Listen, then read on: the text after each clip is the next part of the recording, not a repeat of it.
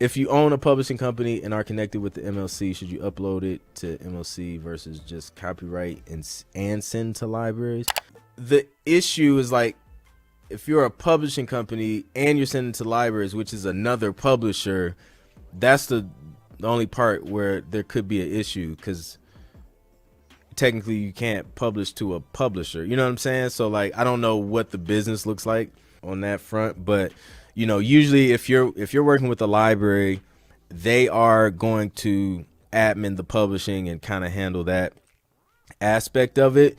They're going to register the works on your behalf with with your PRO to collect performance royalties and stuff like that. But I would ask them, and you know, it depends on what kind of situation you're in, because you may be like in a co-pub situation, like I don't know, but that's something I would ask them to make sure there isn't like overlap where it's like multiple publishers kind of doing the same stuff and creating confusion on who's actually doing the collection. So that would be my advice. The Bureau was good. Have you ever gotten a brief and the brief description doesn't really match the references? How do you navigate that? I don't think I've had that happen. But if it does happen, I would probably go off of the references.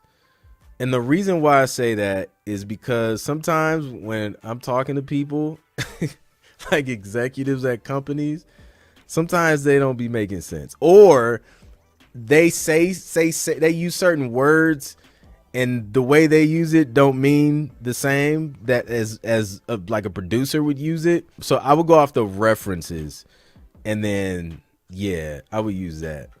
Cause man, sometimes, dude, I'd be hearing some ridiculous stories. I know somebody, they sent the track, publisher sent back feedback. And they was like, yo, can you they wanted them to edit the piano, right? It was something about the piano. I don't know if they wanted to turn it down, take it out or something, but they wanted them to edit the piano. This is the thing though.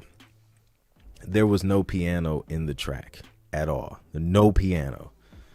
So my guy was like, I'm low key confused. I really don't know what he's talking about, because there's no piano in the song. So that's why I say just go off of the just go off of the references, because some people are not musically inclined enough to explain stuff right.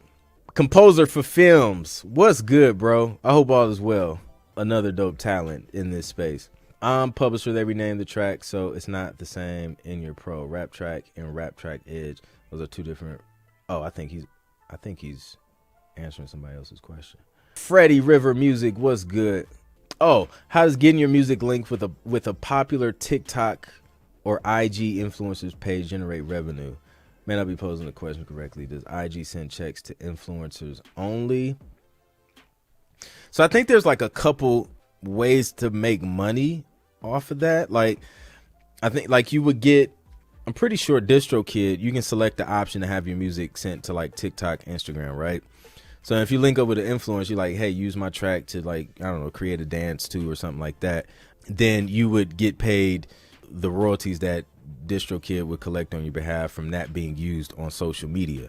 Probably not gonna be a crazy amount of money, but it could add up to be something. Yeah, honestly, I think that's really like the main way. And then YouTube, you have content ID. So, you know, if someone uses your track on their YouTube channel, then you would be forwarded like the ad revenue for that. However, YouTube just releases update with this whole creator music thing where they can license music directly like on the YouTube platform, and they can still collect, it'll allow them to collect the ad revenue, or it'll allow them to share ad revenue with the composer of that track, which I think is kind of dope, especially like as a YouTuber, to be able to have that flexibility. Now, the thing is, we need to figure out, let's put our minds together and figure out how we can get our music in that YouTube music creator platform, because I think that's a wave. So I got to look into that.